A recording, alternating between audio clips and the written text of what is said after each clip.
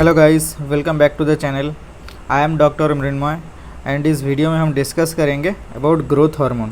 क्योंकि हम endocrine physiology पढ़ रहे हैं तो वहाँ पे एक इम्पॉर्टेंट हार्मोन है ग्रोथ हार्मोन। क्या है? पिट्यूटरी ग्लैंड जो होता है हमारा, जो पिट्यूटरी, वहाँ के हम पहले पढ़े थे।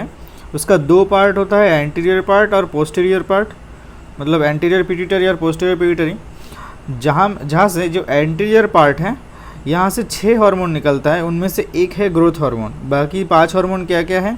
ग्रोथ हार्मोन के साथ और एक हार्मोन निकलता है, वो है एसिडोफिलिक। वहाँ पे हम पढ़े थे एसिडोफिलिक सेल होता है और बेसोफिलिक सेल होता है। वो अगर आपको उसके बारे में डिटेल्स में जानना है तो प्रीवियस वो हाइपोथैलेमिक जो हार्मोन्स है या फिर पिट्यूटरी के से जो हार्मोन निकलते हैं उसके बारे में हम डिस्कस कर चुके हैं।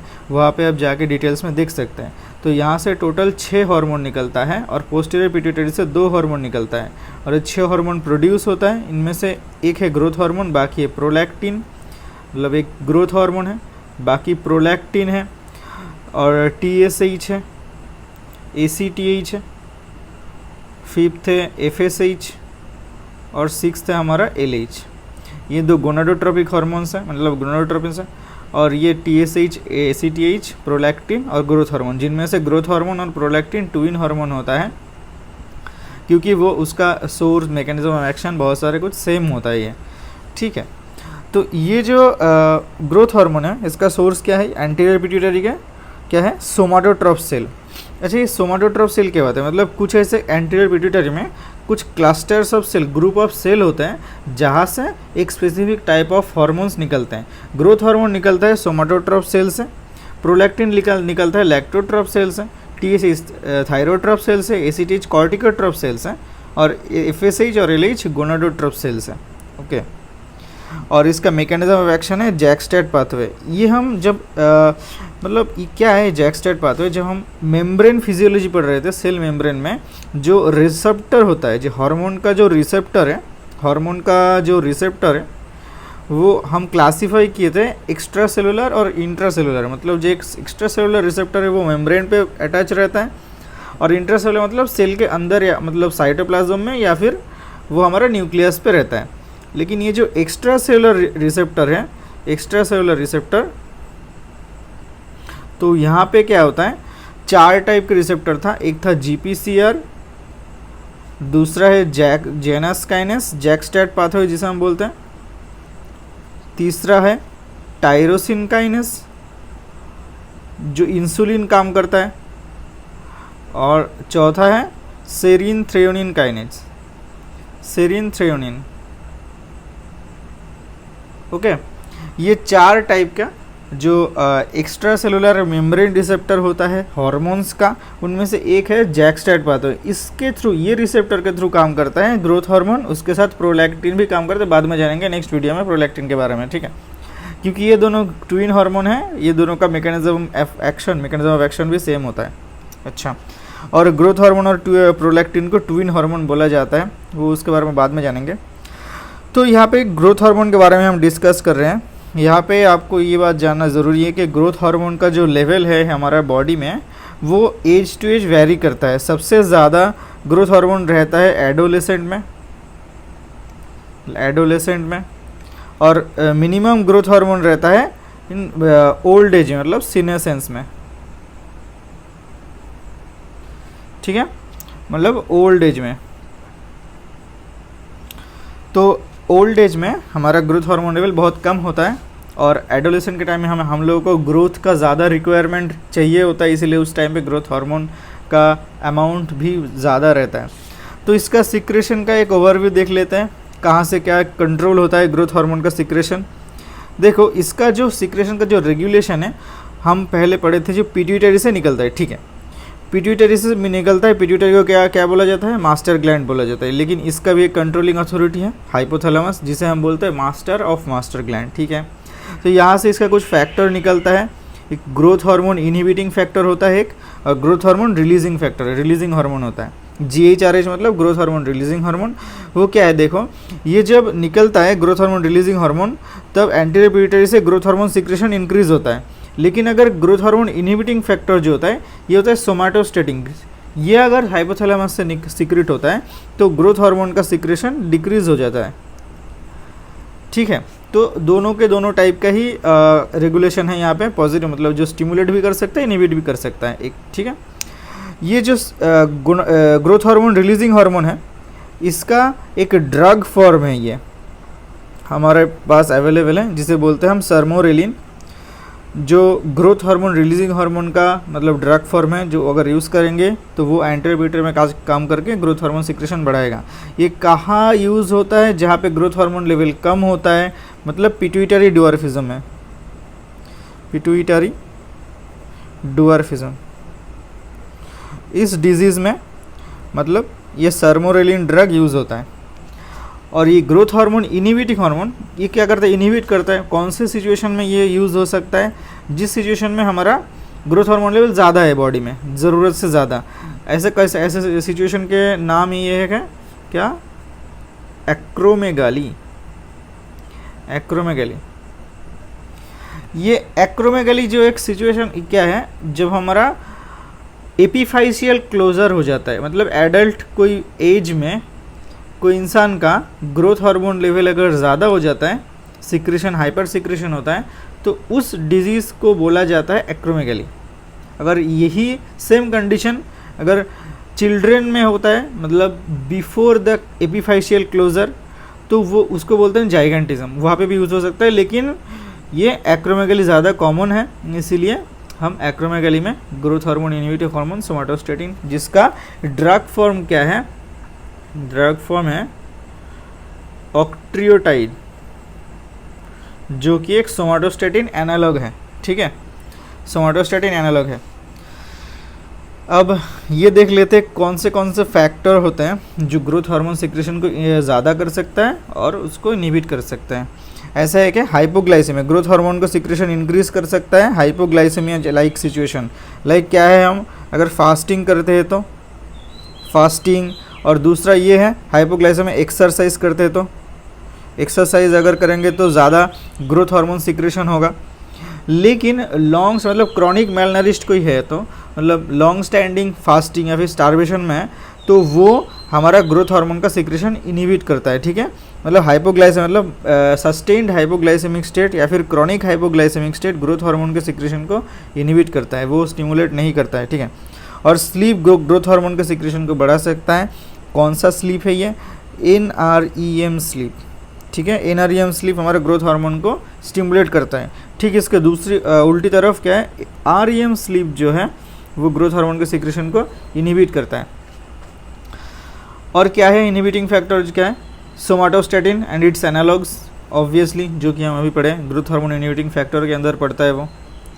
ठीक है, ये है हमारा ग्रोथ हार्मोन का एक जो ओवरव्यू है, इसका रेगुलेशन कैसे होता है और कुछ फैक्टर्स जो इसका सिक्रेशन को कंट्रोल करता है।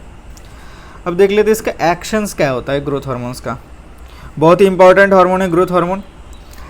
इसका दो टाइप का एक्शन होता है। डायरेक्ट एक्शन मतलब ग्रोथ हार्मोन रिसेप्टर के थ्रू ग्रोथ हार्मोन खुद ही जा कर के काम करेगा, और इनडायरेक्ट मतलब ये कुछ और एक फैक्टर है, IGF-1 नाम के फैक्टर। ये कैसे होता है? देखो, लीवर में रहता है ग्रोथ हार्मोन रिसेप्टर।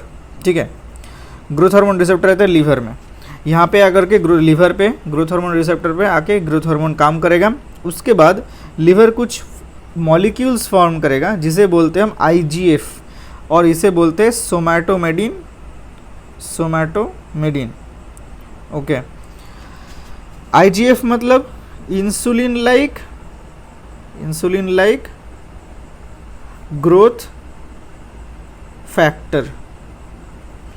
तो IGF insulin like growth factor 1 जो है, ये लीवर से प्रोड्यूस होता है थ्रू ग्रोथ हार्मोन रिसेप्टर, और ये IGF जो है ग्रोथ हार्मोन के बाकी सारे काम करते हैं। ग्रोथ हार्मोन के जो पेरिफेरल एक्शंस जो है, वो majority of the action IGF-1 के थ्रू ही होता है।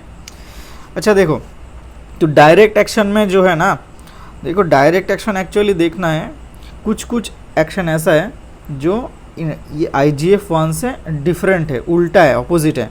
क्योंकि यहाँ पे देखो इंसुलिन लाइक ग्रोथ फैक्टर मतलब इंसुलिन की तरह ही काम करेगा ये। इंसुलिन एक टाइप का हम जानते हैं एनाबोलिक हार्मोन है, वो सारे के सारे प्रोसेस को एनाबोलिक वे पे कन्वर्ट करता है, ठीक है। लेकिन ग्रोथ हार्मोन का सब प्रोसेस एनाबोलिक टाइप नहीं होता है। जैसे देखो पहले देख लेते हैं क्या क्या कॉमन है डायरेक्ट और इनडायरेक्ट एक्शन में। एक तो है बोन ग्रोथ दोनों में ये कॉमन है। दूसरा है प्रोटीन सिंथेसिस। ये दोनों जो फंक्शन है ग्रोथ हार्मोन खुद ही या फिर मतलब जो पेरिफेरल एक्शन IGF-1 है उसके थ्रू दोनों के दोनों काम होता है। मतलब ये दोनों काम इन दोनों का कॉमन है डायरेक्ट इनडायरेक्ट में। लेकिन देखो प्रोटीन तो एक हमारा एक मैक्रो मॉलिक्यूल्स है, इसके अलावा क्या है कार्ब्स रह जाते हैं और लाइपिड रह जाता है। लाइपिड का जो मेटाबॉलिज्म है और कार्बोहाइड्रेट का मेटाबॉलिज्म यहाँ पे डिफर करता है डायरेक्ट और इनडायरेक्ट से। देखो हमारा जो इंसुलिन है हमेशा क्या करता है हाइपोग्लाइसेमिक स्टेट क्रिएट करता है, मतलब हाइपोग्लाइसेमिया कॉज करता है, ब्लड से ग्लूकोज को कम करता है। लेकिन देखो ग्रोथ हार्मोन का हम पहले ही डिस्कस कर चुके हैं, हाइपोग्लाइसेमिया एक स्टिमुलेटर है। कैसे वो स्टिमुलेट हो क्या करेगा, तब ग्रोथ हार्मोन रिलीज हो करके हमारा इंक्रीज करेगा ब्लड ग्लूकोज को, इसलिए तो हाइपोग्लाइसेमिया उसके लिए स्टिमुलेटर है। वो आकर के वो ग्रोथ हार्मोन सीक्रेट होगा हाइपोग्लाइसेमिक स्टेट में, वो ब्लड ग्लूकोज को इंक्रीज करके उसको स्टेबलाइज करेगा। इसीलिए ग्रोथ हार्मोन को बोला जाता है हाइपरग्लाइसेमिक, एक मतलब ये है हार्मोन है हाइपरग्लाइसेमिक। मतलब हमारा जो डायबेटोजेनिक हार्मोन होता है, मतलब ये क्या है डायबेटोजेनिक हार्मोन, एक टाइप का डायबेटोजेनिक हार्मोन है, ओके। और इसके उल्टे साइड में क्या करता है हाइपोग्लाइसेमिक स्टेट क्रिएट करता है IGF-1, ठीक है, ग्लूकोज लेवल को कम करता है। और लाइपोलाइसिस करता है डायरेक्ट एक्शन में, मतलब लिपिड को कैटाबोलाइज करता है।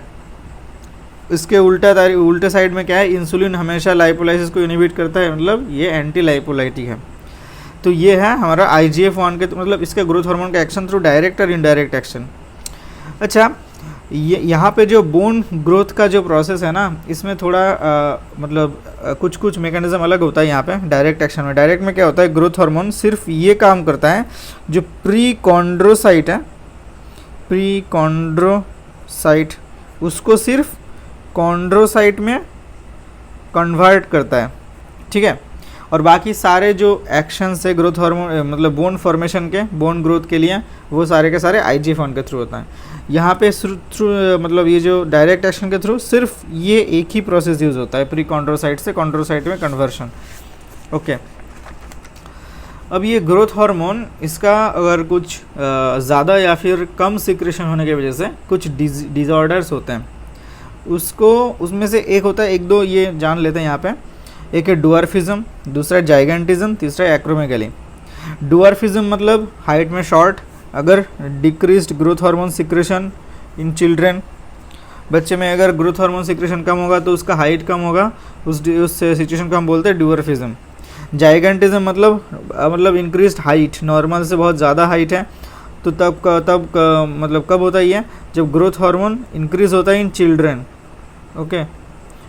बच्चे में अगर ग्रोथ हार्मोन का सिक्रेशन ज़्यादा होगा, मतलब हमारा जो एपीफाइसिस होता है लॉन्ग बोन्स का, उसका अगर एपीफाइसिस के क्लोजर से पहले अगर इंक्रीज होता है ग्रोथ हार्मोन सिक्रेशन में, तब जो डिजीज़ होता है उसे बोलते हैं जाइगेंटिज्म, मतलब उसका हाइट ज़्यादा होता है। लेकिन अगर कोई एडल्ट में मतलब जिसका एपीफाइसिस का ग्रोथ मतलब लॉन्ग बोन्स का ग्रोथ मतलब बंद हो चुका है, तो उस सिचुएशन में अगर ग्रोथ हार्मोन सिक्रेशन वो बढ़ जाता है, इंक्रीज हो जाता है, तो उस सिचुएशन को बोलते हैं हम acromegaly, adult, okay. Increased growth hormone secretion in adult को हम बोलते हैं एक्रोमेगैली, जो उस डिजीज़ को।